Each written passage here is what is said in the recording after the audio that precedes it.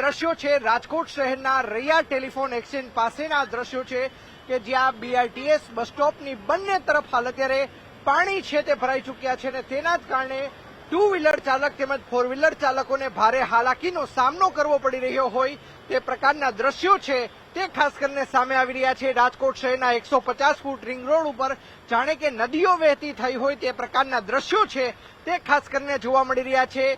Four વ્હીલરનું bonnet છે ત્યાં સુધી પાણી હાલ અત્યારે જોવા મળી રહ્યું છે।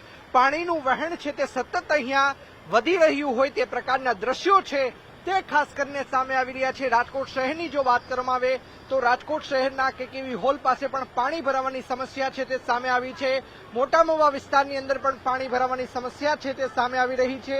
રાજકોટ શહેરના પોપટપરાનું ગરનાળું છે તે ખાસ કરીને પાણીની અંદર ગરકાવ થઈ ચૂક્યું છે અને તેના જ કારણે બંને તરફથી અવરજવર છે તે પણ હાલ અત્યારે બંધ કરી દેવામાં આવી છે।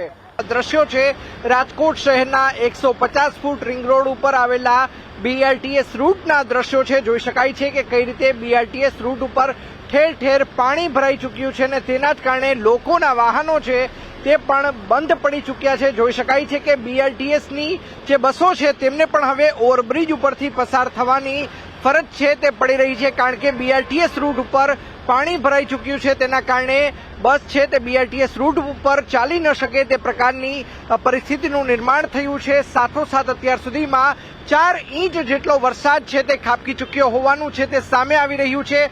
અત્યાર સુધીની જો વાત કરવામાં આવે તો રાજકોટ શહેરના વગડ ચોકડી વિસ્તાર છે કે જે પાણીની અંદર ગરકાવ થઈ ચૂક્યો છે। સાથોસાથ વાત કરવામાં આવે તો પોપટપરાનું નાલું છે તે પાણીની અંદર ગરકાવ થઈ ચૂક્યું છે।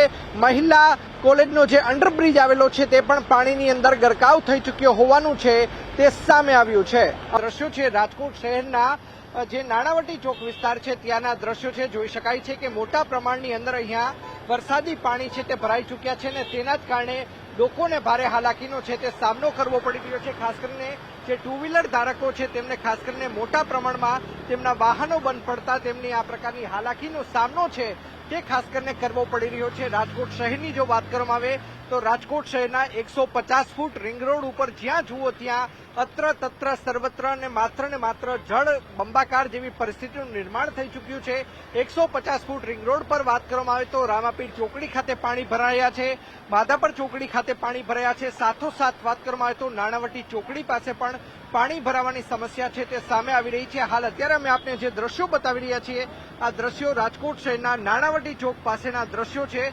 ચોક્કસ લાંબા સમયગાળા બાદ રાજકોટ શહેરમાં વરસાદ આવ્યો છે તેના કારણે લોકો છે તે ખુશખુશાલ છે, પરંતુ બીજી તરફ આ દ્રશ્યો છે તે પણ રાજકોટ શહેરમાંથી સામે આવી રહ્યા છે કે જ્યાં પાણી ભરાવાની સમસ્યા છે તે ખાસ કરીને ઠેર ઠેર સામે આવી રહી છે।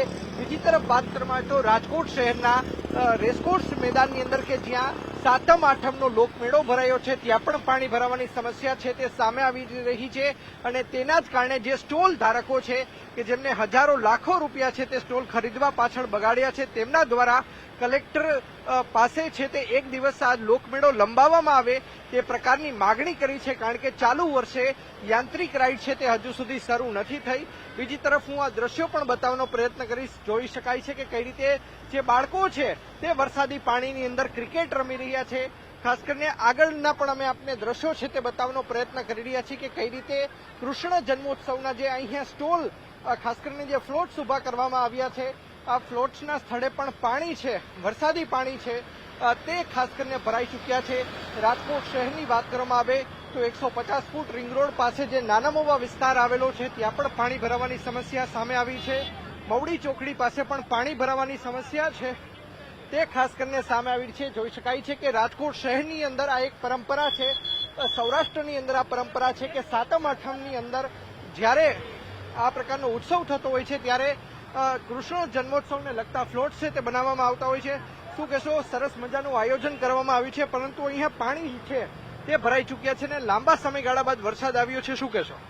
તો વરસાદ તો આવ્યો છે પણ વરસાદ રહી જાય તમે બધું પાછું ફરીથી બધું નવું કરશું છે આખું કમ્પ્લીટ, બરાબર છે। પાણી બહુ છે, વરસાદ સારો છે। અમારા કાનુડાનો એક વિડીયો લઈ લો મસ્તીનો।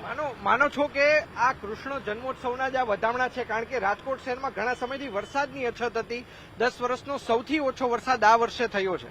ના, વરસાદ અત્યારે કાલુનો ચાલુ છે, સારો વરસાદ પડી ગયો, બહુ મસ્ત થઈ ગયું કામ।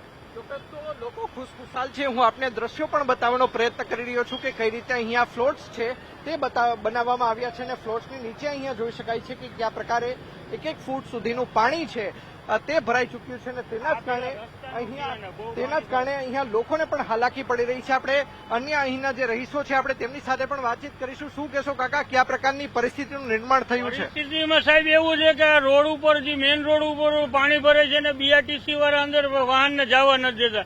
ટુ વ્હીલ વાળા ને ઓટો વાળા તમે જુઓ અત્યારે કેટલું પાણી ભરે ને કેટલી માણસને હાલાકી થાય. આ વસ્તુ વ્યાજબી ન કહેવાય. એમ એ લોકોને છૂટ આપવી જોઈએ. મહાનગરપાલિકા અહીંયા પાણી નિકાલની સમસ્યાનું શું કરે છે? હવે અત્યારે તો તમારી સામે જ પરિસ્થિતિ છે. નિકાલનો તો કઈ પ્રશ્ન જ નથી. પાણી એટલું ભરાય છે કે ફોર વ્હીલ ને અત્યારે ફોર વ્હીલ એટલા ડૂબી જાય તો ટુ વ્હીલ વાળાને રિક્ષા વાળાને શું થાય?